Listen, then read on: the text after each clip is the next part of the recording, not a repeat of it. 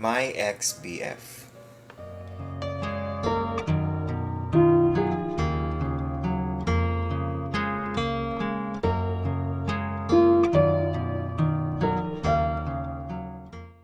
This is my first na mag-confess.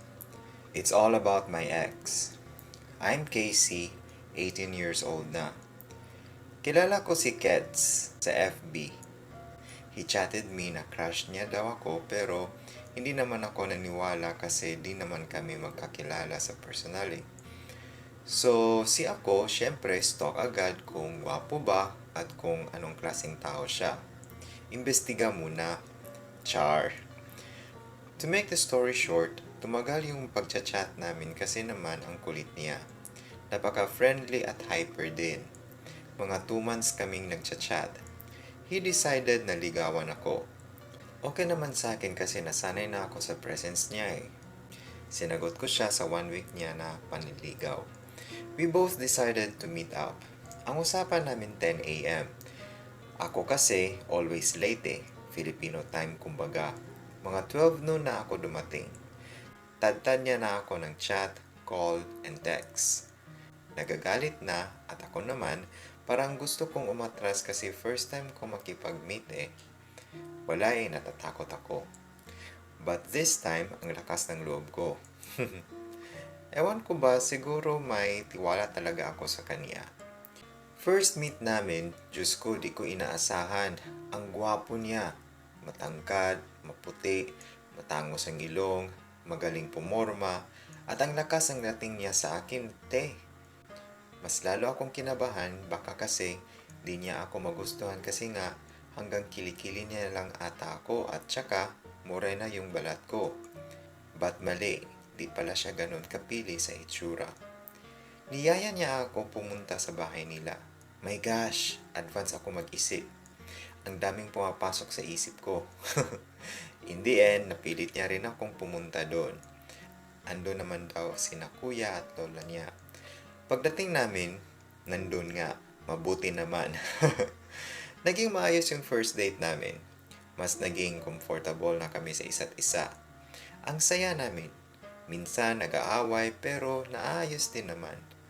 Kahit on game siya, nagre-reply. Nakikita ko yung efforts niya sa relasyon namin. Sabi ko sa sarili ko, sana siya na. Napakasiloso at stricto niya. Minsan, nawawalan na siya ng tiwala sa akin kasi nga, adventurous ako eh. Siya, bahay, school, at computer shop lang. Ang boring ng buhay niya. Pero hindi naman lahat saya eh. Noong 3 months na, napansin ko na yung panlalamig niya. Sinya lang ang mga chats ko, pati calls and texts ko. Wala siyang pake. Pag nanghihingi naman ako ng time sa kanya, siya pa nagagalit kasi daw busy siya sa bahay nila kasi dumating mama niya. Pinagbabawalan daw siyang magsipi. Okay lang naman sa akin kaya iniintindi ko sitwasyon niya. Pero mali ako. Naniwala ako sa kasinungalingan niya. Akala ko ako lang pero hindi pala. Oo, busy siya sa iba. Oo, mahal niya ako pero mas may mahal pa siya bukod sa akin and I found out na may GF siya na 1 year na daw sila. Lahat naman pala kasinungalingan. Feeling ko ang tanga-tanga ko. Napakabobo ko kasi naniwala ako sa mga salita niya. Alam ko naman na nature na ng mga lalaki yung manloko. After kong malaman na may GF siyang iba, kahit masakit, nakipag-break ako kahit nangako ako sa kanya na kahit anong mangyari, hindi ko siya iiwan. Mahal na mahal ko si Kets. Na to the point, lahat kaya kong gawin para sa kanya.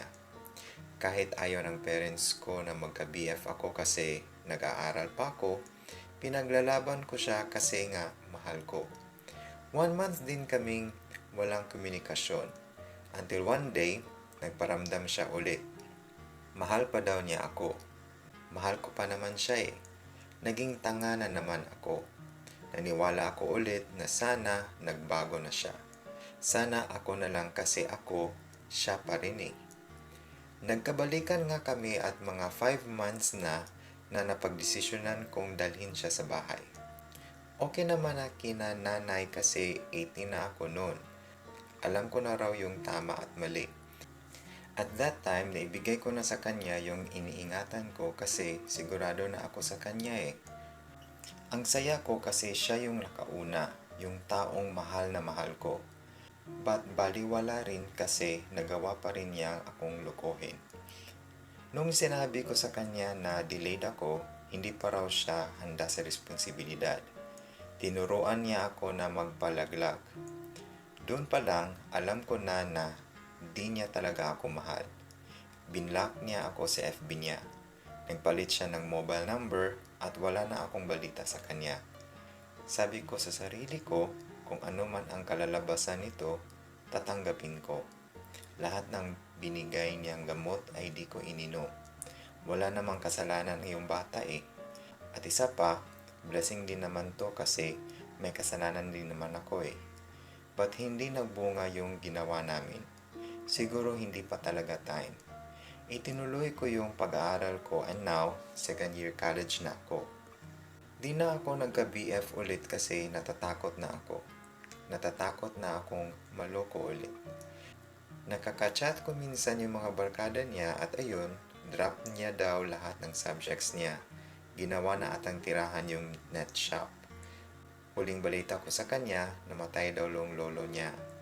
Niyaya ako ng barkada ko na barkada rin niya na makilibing daw kaso di pa talaga ako handa makita siya ulit. Nasasaktan pa rin kasi ako.